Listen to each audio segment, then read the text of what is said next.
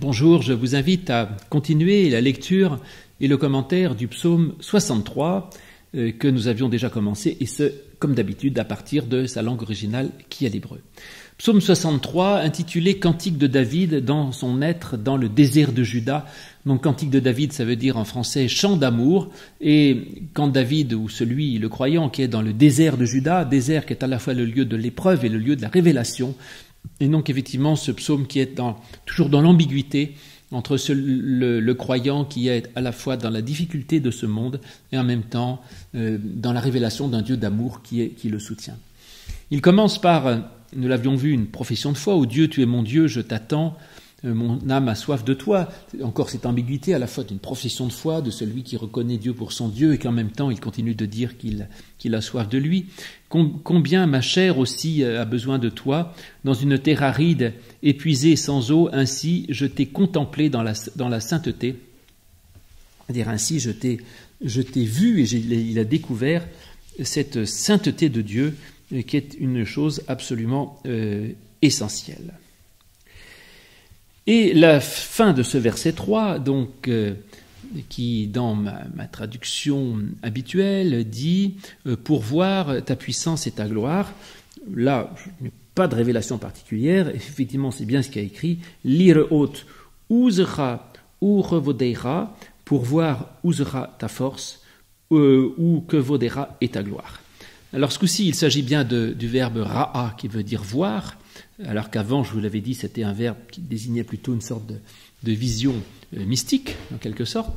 Donc ici, c'est pour voir quoi, très concrètement, la force et la gloire. Alors la force de Dieu, c'est important, effectivement, c'est que Dieu n'est pas simplement une sorte de... comment dire,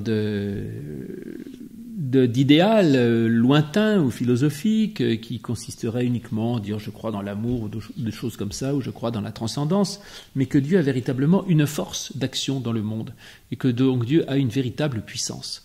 Alors je laisse de côté là la question de la toute-puissance de Dieu. Je ne crois pas que Dieu ait nécessairement la puissance de faire n'importe quoi, donc il n'a pas toute puissance possible, même les puissances absurdes ou les puissances de destruction.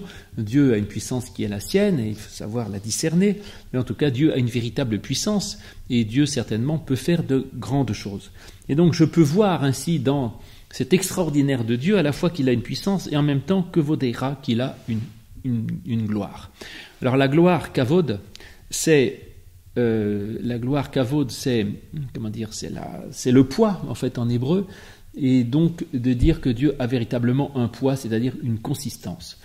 L'idée que Dieu est un poids me semble assez intéressant parce que le monde lui-même est comme un fétu de paille, c'est-à-dire que le monde lui-même est passager, tout dans ce monde est passager, notre vie est infiniment fragile, la vie de ceux que nous aimons aussi est infiniment fragile et un rien peut tuer quelqu'un, une vie peut disparaître et tout ce que nous possédons, tout ce que nous voyons, tout ce que nous aimons peut partir en fumée du jour au lendemain et par conséquent tout est très léger dans cette famille, dans ce monde.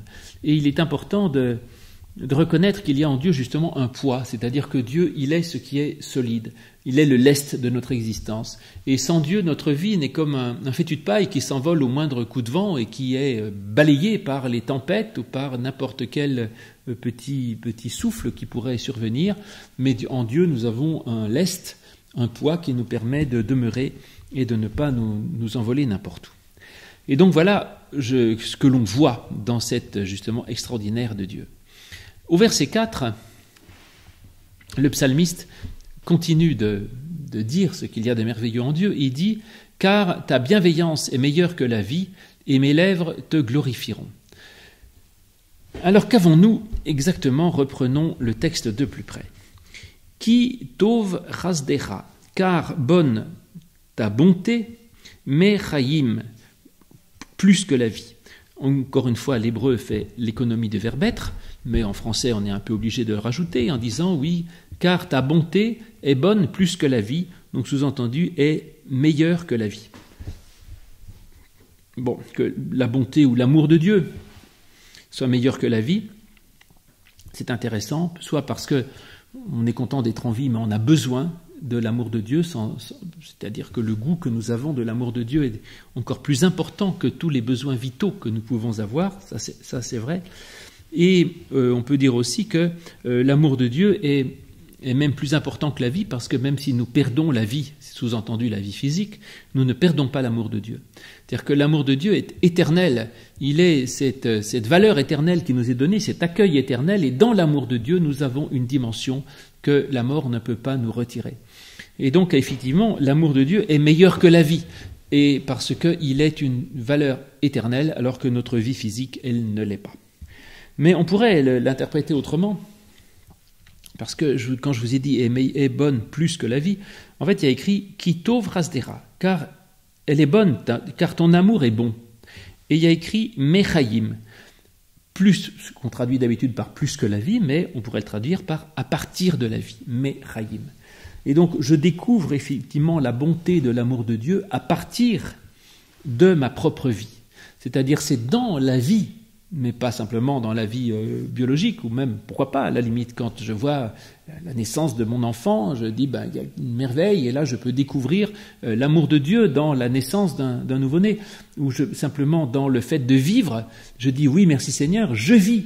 Et quand je vis pleinement, je découvre ce qu'est la grandeur de la bonté de Dieu.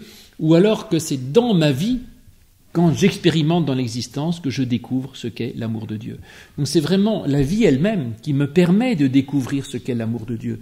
Et donc certes, on peut dire l'amour est meilleur, la bonté de Dieu est meilleure que la vie, mais je ne voudrais pas sous-estimer, je dirais, la vie forcément, et il y a une fois de plus là un double sens, et comme dans le psaume, et comme dans tout l'hébreu, dans toute la Bible en général, un sens n'évacue jamais un autre, et les sens s'accumulent si vous voulez. Et donc ce que j'ai dit tout à l'heure n'est pas faux, et n'est pas nié par ce que je découvre maintenant, que certes l'amour de Dieu est meilleur que la vie physique, admettons, mais que c'est aussi quand même dans la vie que je peux découvrir l'amour de Dieu. Et que en tout cas donc les deux ne s'opposent pas, c'est ça que je voulais dire.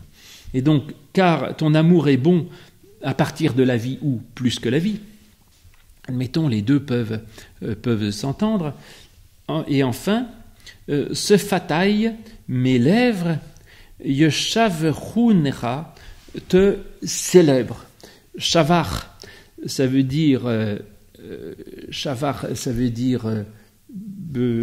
célébrer, admettons, mes lèvres te célèbrent, te glorifie, mes lèvres, je sais pas comment on peut traduire ça d'ailleurs, c'est un peu compliqué, mais mes lèvres te célébreront, admettons, mes lèvres te célébreront. Shafat, c'est les lèvres, c'est-à-dire je peux célébrer Dieu par des mots. Alors là apparaît la parole pour la première fois. Jusqu'à présent, on était dans la vision, soit la vision dans le Raza, qui est la vision je dirais la vision spirituelle, la vision intérieure, pas la vision des yeux. On était dans l'expérimentation à partir de la vie, on était dans plein de choses, et tout à coup, il est question de lèvres. Le premier qui parle là, c'est le croyant, bizarrement, qui ouvre les lèvres pour célébrer Dieu et pour dire Dieu. C'est intéressant qu'effectivement, il faille passer par la parole, et que la parole est un point absolument essentiel de la foi, à la fois de savoir prier, de savoir rendre grâce, de savoir dire ce que l'on ressent, mais en tout cas c'est par la parole que l'on incarne l'amour de Dieu. On peut ressentir l'amour de Dieu, on peut le savoir, le connaître, et quand on le parle, quand on le dit, on le grave dans le marbre et ça devient quelque chose qui est inscrit dans notre être. Parce que la parole est ce qui concrétise une réalité spirituelle dans l'être d'une personne. Et certes, c'est très bien d'aimer quelqu'un, mais lui dire « je t'aime » est une chose essentielle. Certes, c'est bien que nous soyons sous la grâce de Dieu, mais dire la grâce de Dieu par le baptême d'un enfant, par exemple, est quelque chose d'absolument essentiel. Et donc, tout passe par l'importance du passage par la parole qui concrétise et qui incarne une réalité spirituelle. Alors mes lèvres te célébreront, c'est vrai que shavar, ça veut dire louer, faire la louange, mais pas seulement, ça veut dire aussi calmer, tranquilliser, et j'aime ce mot qui là donc a un sens double, qui est à la fois, je dirais, à la fois de louer, mais qui est aussi de donner de la tranquillité. Et donc, quand je loue Dieu, eh bien, je trouve une certaine paix. C'est pas une louange effrénée, si vous voulez, c'est pas la louange charismatique où tout le monde se met à hurler, à danser, etc. C'est vraiment au contraire une louange très intérieure, une célébration dans l'intimité et dans la paix. C'est là un grand débat d'ailleurs dans le christianisme, et je pense que personne n'a totalement raison, totalement tort, c'est-à-dire est-ce que la louange du culte doit être de l'ordre de l'exaltation ou au contraire de l'ordre de la paix? Je dirais, il y a parfois des moments pour être en paix, des moments pour être exalté, des moments pour louer avec des chants et des danses, et des moments pour l'intériorité. Mais en tout cas, il faut un peu des deux, mais en tout cas, il y a là l'idée d'une louange intérieure. C'est-à-dire, effectivement, mes lèvres te louent, et dans une certaine paix et dans une certaine tranquillité et dans un apaisement. C'est le mot qui est utilisé d'ailleurs dans l'eau de la tempête. À chaque fois, quand il s'agit de calmer la tempête, eh bien, c'est shavar qui est utilisé, la tempête apaisée. Voilà, la tempête apaisée de l'Évangile, eh bien, nous renverrait à cette idée d'une louange qui calme les tempêtes et qui donne la paix. C'est important parce que, je vous l'ai dit, là, on est toujours sur le fil du rasoir dans ce psaume 63 d'un psalmiste qui est dans la difficulté et qui en même temps découvre la grandeur de l'aide de Dieu. Et donc là, en tout cas, c'est dans la paix qu'il le trouve. Au verset 5, ma vieille traduction seconde, révisée, dit « Ainsi je te bénirai toute ma vie, j'élèverai mes mains en ton nom, mon âme sera rassasiée comme de graisse et de moelle, et l'acclamation aux lèvres de ma bouche te louera. Ainsi je te bénirai toute ma vie, et j'élèverai mes mains en ton nom. » Alors voilà ce que nous avons. Ken evarecha bechayi. Ken, ça veut dire ainsi, pas de souci à ce sujet. Et varecha, je te bénirai bechayi, dans ma vie. Ainsi je te bénirai dans ma vie. Alors, ça m'amuse parce que certes, il bénit Dieu. Alors, vous savez que la notion de bénir est une idée très intéressante dans la Bible, puisque ça vient de barak, qui veut dire bénir, qui vient de berek, qui est le genou. Et donc bénir, ça veut dire se mettre à genoux. Et bénir est un mot qui va dans les deux sens, c'est-à-dire que je peux bénir Dieu et Dieu me bénit. Donc ça va de haut en bas et de bas en haut. Pourquoi ? Parce que la bénédiction, c'est la situation du serviteur qui s'agenouille devant son Seigneur, et le Seigneur qui lui donne la vie sauve et qui l'envoie en mission. Et donc la bénédiction, c'est de dire je te donne ce qu'il faut, et voilà, tu peux partir en mon nom, et tu peux partir muni de ma grâce, de ma paix, de tout ce que je te donne.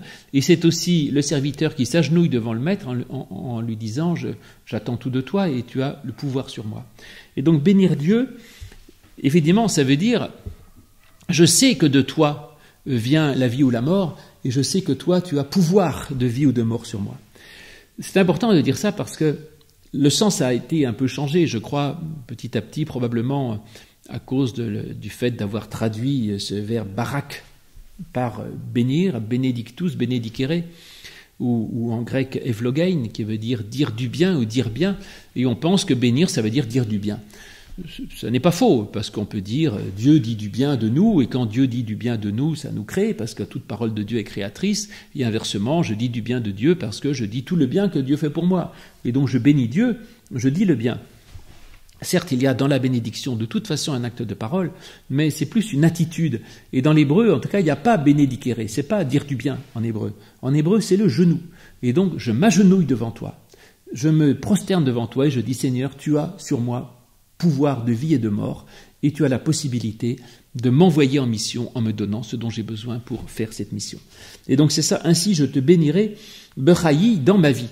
Alors là, cette vie m'intéresse parce que nous l'avions tout à l'heure au verset 4, à la fin du verset 4, en disant « Kitov rasdecha merayim » car l'amour est bon plus que la vie, plus que ma vie, et là on dit « Je te bénirai pendant ma vie ».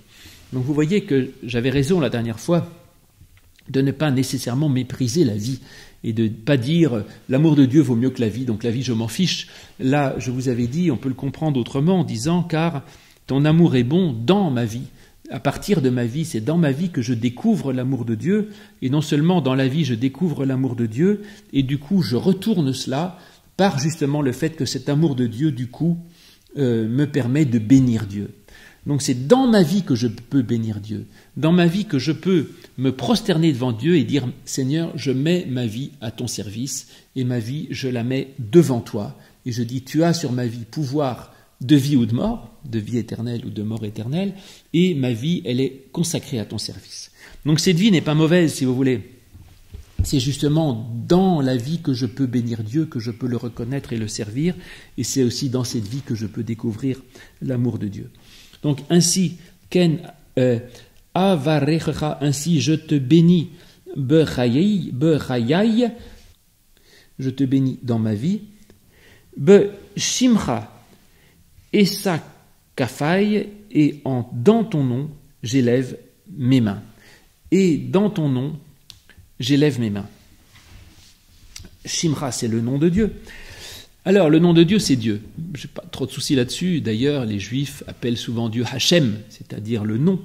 Mais en même temps, le nom de Dieu, il est certes le Dieu lui-même, parce que il y a dans la Bible l'idée que le nom représente la personne, si vous voulez. Dieu s'appelle Dieu, salut, ou Dieu sauve. Jésus s'appelle Dieu sauve, Yeshua, ou s'appelle le salut, donc Dieu, Jésus est le salut. Et donc les noms déterminent d'une certaine façon ce que sont les personnes, et quand quelqu'un change de mentalité ou se convertit, il change de nom. C'est le cas d'un certain nombre de personnages comme Saul qui devient Paul, ou comme Simon qui devient Pierre, etc. Enfin, il y a, ou Jacob qui devient Israël. Et donc le nom, et c'est vraiment la personne. Donc on pourrait dire, dans ta personne, j'élève les mains. Alors élever les mains, c'est j'élève les mains pour te louer, on pourrait dire. Est-ce que c'est un signe de louange? Et qu'à ce moment-là, alors que tout à l'heure je parlais de la célébration du Shavar, à la fin du verset 4, d'une célébration pacifique et d'une célébration très, très tranquille et très calme, là, il y aurait l'idée, au contraire, d'élever les mains, c'est-à-dire tout à coup d'un geste extraordinaire de joie et de celui qui exprime sa chose. Mais je ne dirais pas que ça, parce que kaf, la main, c'est pas yad la main, c'est kaf la paume de la main, donc j'élève ma paume. C'est ce qui permet aussi d'agir, et que nos mains sont des façons d'œuvrer en quelque sorte. Et que j'élève mes mains, ça veut dire j'élève aussi mon action. Ça veut dire qu'au lieu d'agir au ras des pâquerettes dans ce monde d'une façon purement matérielle, j'élève mon agir et j'élève ma façon d'être par rapport au monde. Et c'est tout cela qu'il faut élever. C'est pas juste d'élever les mains pour dire Dieu soit loué, c'est véritablement de faire en sorte que notre vie, justement, devienne une façon de servir Dieu. Tout à l'heure, au début du verset 5, il disait « Ainsi, je bénirai Dieu dans ma vie ». Comment je bénis Dieu dans ma vie? En élevant mes mains. C'est-à-dire, ma façon de bénir Dieu, c'est d'élever mon action et ma façon d'être dans ce monde et d'agir dans le monde. Parce qu'en effet, c'est très bien de prier Dieu, c'est bien de louer Dieu, mais ce que Dieu attend de nous, c'est que nous le louions par nos œuvres. C'est pas que nos œuvres nous sauvent, mais néanmoins, en œuvrant, nous glorifions Dieu. Et c'est en agissant positivement que nous servons Dieu. Servir Dieu, ce n'est pas faire des rites, ce n'est pas faire des prières, ce n'est pas faire des liturgies ou d'autres choses préprogrammées. L'acte religieux en lui-même ne sert à rien pour Dieu. C'est pas prendre du langage de l'Ancien Testament, c'est pas d'offrir des sacrifices, si vous voulez, qui va faire plaisir à Dieu, mais c'est d'élever nos mains, c'est-à-dire comment toi tu vas agir dans le monde, et ce qui rend gloire à Dieu, c'est quand j'aime mon prochain, quand je pardonne et quand je sers, c'est-à-dire quand mon action, au lieu d'être uniquement quelque chose de purement matériel, devient quelque chose qui est avec une certaine élévation spirituelle. Et donc voilà, ainsi je te bénis dans ma vie, et dans ton nom, j'élève mes mains, ou effectivement les paumes de mes mains. Et au verset 6, nous disions de graisse et d'huile, etc.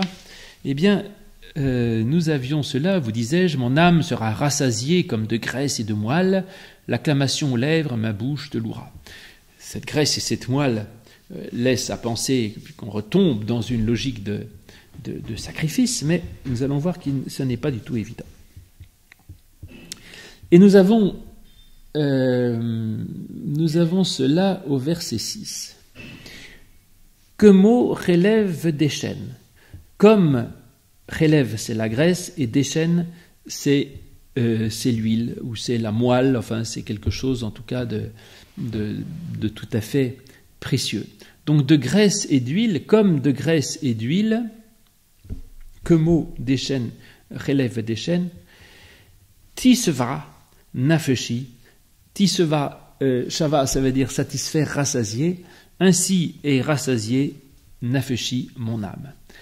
La graisse et l'huile, c'est les choses effectivement les plus précieuses, parce que la graisse, c'est la meilleure partie de l'animal, autrement dit, parce que bon, pas très bon pour la santé la graisse, mais en tout cas c'est très bon à manger.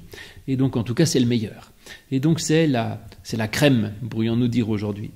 Quant à déchaîne, l'huile, alors déchaîne c'est l'huile, et l'huile avait une autre particularité, c'est que c'était aussi l'huile qui pouvait être l'huile d'onction, mais c'est aussi un parfum, parce qu'à l'époque, les parfums étaient dissous, non pas dans de l'alcool comme on le fait depuis le 19e siècle, mais dans de l'huile. Et donc c'est à la fois la graisse et l'huile parfumée, ces deux choses absolument essentielles, à la fois de ce qu'il y a de plus précieux pour moi, et aussi de l'huile qui s'élève et qui monte vers l'extérieur, c'est-à-dire c'est pas simplement de l'huile que je garde pour moi, c'est aussi une huile qui va vers les autres. Donc de graisse et d'huile, te savar nafshi, mon âme est rassasiée. L'âme, la nefesh tout à l'heure, on l'avait vu au départ en disant, au verset 2, mon âme a soif de toi. Et ce coup-ci, on voit que cette âme qui avait tellement soif de la présence de Dieu, elle se trouve rassasiée, effectivement satisfaite de graisse et d'huile, du meilleur possible de ce que Dieu donne, et d'huile d'achan, qui est, je vous disais, à la fois encore une image du précieux, mais aussi rassasié du fait même de pouvoir partager avec d'autres et de pouvoir donner à d'autres, parce que le parfum, c'est ce qui vient de moi vers les autres. Donc il y a à la fois ce qu'il y a de précieux et en même temps de ce qui est donné. Et enfin, à la fin du verset 6, « Ve siftei » et des lèvres inanot et des cris de joie, « Ver hallelpi » chantera les louanges, ma bouche, et des lèvres criant de joie, ma bouche te loue. Donc cette fois, vous voyez, tout à l'heure, on avait une louange très, très intérieure et très pacifique, et plus ça va, on est allé ensuite dans l'action, et maintenant on arrive effectivement dans une louange beaucoup plus extérieure et beaucoup plus spectaculaire, avec des rinanot, des cris de joie et des louanges. Hallel, qui a donné le mot Alléluia, loué soit Dieu, Hallel pi, ma bouche loue. Alors des lèvres et de cris de joie, ma bouche loue. On a cette fois la bouche qui revient, tout à l'heure on avait les lèvres, simplement, j'allais dire, on était un peu du bout des lèvres et maintenant on a l'ensemble de la bouche. C'est-à-dire qu'on a une parole beaucoup plus intégrée, plus complète et plus intérieure, enfin plus essentielle qui est donnée, avec une fois de plus le passage par la parole. Alors tout à l'heure, on avait je vous ai dit, les lèvres qui étaient là, qui glorifiaient Dieu et qui simplement disaient, comme une sorte de murmure, en quelque sorte, la gloire de Dieu. Ce coup-ci, c'est à pleine bouche, à pleine gueule, je dirais, qu'il va louer Dieu. Cela dit, c'est des cris de joie, mais c'est pas simplement, ce sont aussi avec des lèvres et la bouche. C'est-à-dire, c'est pas simplement un cri inarticulé, mais les lèvres permettent justement d'articuler. Donc tout à l'heure, on avait l'articulation sans la force, ce coup-ci, on a l'articulation d'abord et la force et le cri de joie. C'est-à-dire qu'on a une parole forte, qui cette fois est proclamée. Et je crois que cette louange, elle n'est pas simplement adressée à Dieu, comme une parole forte qui est dite à Dieu, mais elle est aussi une louange qui peut être entendue de tout le monde. C'est-à-dire qu'on est dans quelque chose qui est de l'ordre du témoignage. On avait déjà parlé la dernière fois ou tout à l'heure de l'importance du passage par la parole, qui était une façon de marquer, de graver d'une façon durable quelque chose qui était de l'ordre d'un sentiment qui pouvait être évanescent. Là, il s'agit de louer. Et quand on loue Dieu, eh bien, on donne justement une consistance à ce que l'on a reçu, qui sinon pourrait s'évaporer en quelque sorte, et puis d'autre part, on en rend témoignage. Donc la louange est une chose absolument essentielle parce qu'elle est témoignage. Et ce témoignage est de l'ordre du cri de joie. Et je pense que là, c'est absolument essentiel parce que, vous voyez, le psalmiste ne se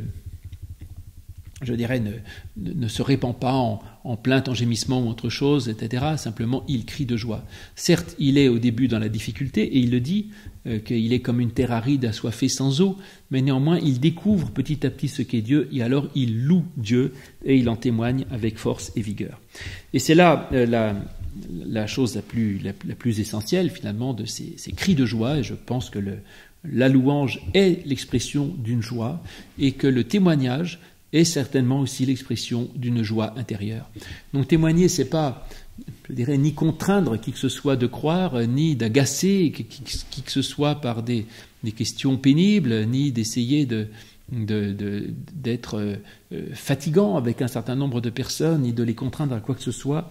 C'est simplement de dire ou d'exprimer la joie. Et celui qui a été transformé intérieurement par Dieu, si ce calme, si ça vient d'un calme, permet que ce calme arrive finalement à l'expression d'une joie, c'est formidable. Mais en tout cas, il est essentiel que ça passe d'abord par le calme, c'est-à-dire que ce ne soit pas une expression totalement désordonnée, mais que ce soit l'expression d'une joie sereine, simple et réelle.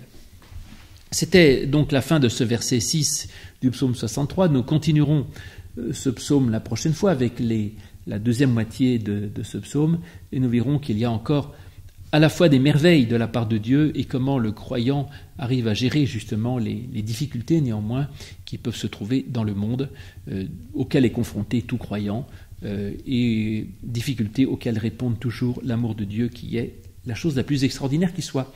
À très bientôt et au revoir.